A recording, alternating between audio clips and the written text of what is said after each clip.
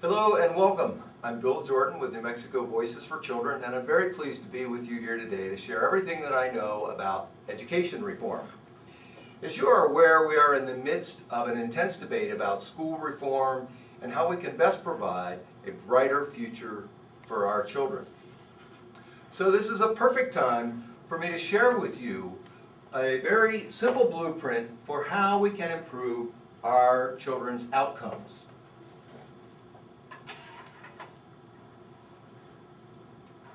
Oh no, now it looks like we've got a problem with the PowerPoint. Let's see if we can get this fixed. Oh, well, who are you? Hello there. I'm the PowerPoint baby. And who are you? I'm the presenter for this session, baby. And this is my presentation, and if you don't mind, I think I can take it from here. Well, you look like you might need some help. You can't even work the projector. So, as I was saying, our educational system is greatly in need of reform. You're telling me. Can I please get through this? Sure, but you're here talking about education reform, and what you're doing isn't working. You're spending almost 60% of your state budget on education after age 5, and less than 1% on the first few years.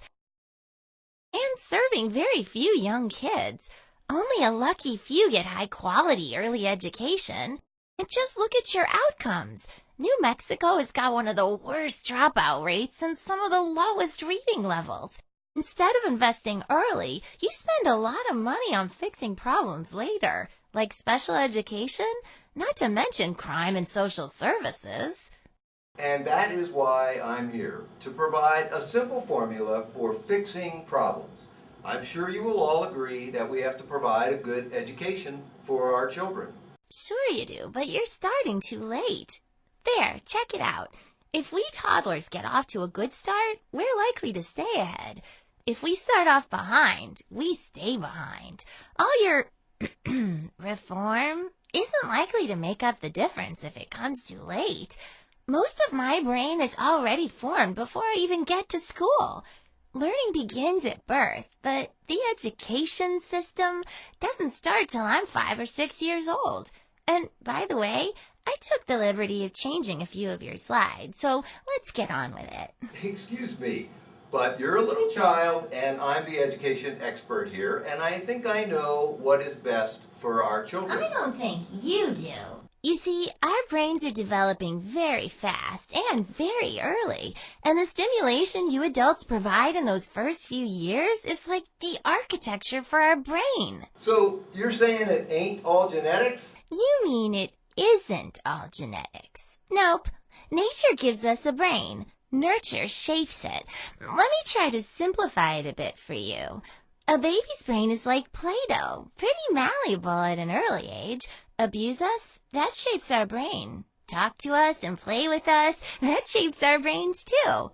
You adults do have an important role in this. Our parents, our early teachers, and caregivers are like the potters of the clay. You help shape our brain development.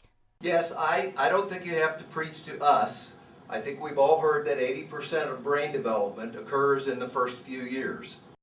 Actually, it's 85%, but I'll give you credit for being close. We both have a lot to learn. The point is, we little ones rely on you for that learning, for that development. If you don't help shape us in the right way, it's really hard to go back and change it later. You need to start early with programs like parent coaching and home visiting for newborns. Follow it up with high-quality childcare in pre-K with the best trained teachers. And voila! You've greatly improved the chances that babies like me will grow up to be more successful in school and become productive members of society. Change the first 5 years and you change everything.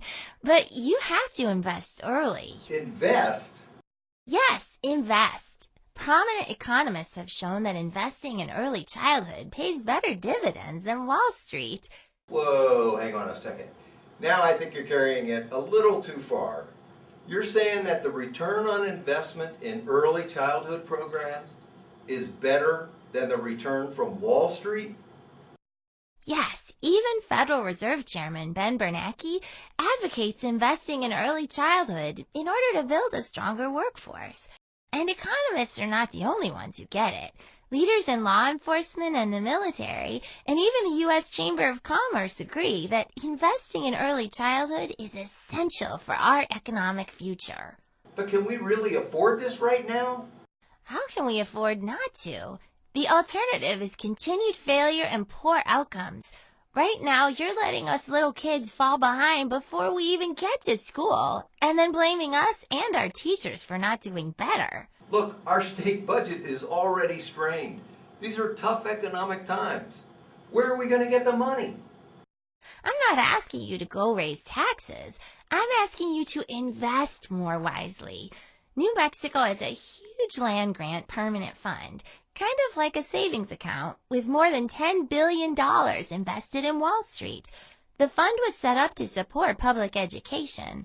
Once you recognize that learning begins with birth, then it makes sense to think about taking a tiny fraction more of that fund every year and invest it early in kids like me. Wow! Did you know that we had more than $10 billion in our land grant permanent fund? Or that it's the second largest fund in the nation? So let me see if I've got this right. You're suggesting we take a little more out of the land grant permanent fund every year and use it for early care and education. I just don't know. I mean, the legislature and then the voters would both have to approve it. And besides, you're the one who's going to need that money for your education. So how can we take more out of this education savings account and still have enough for your education in the future? Great question!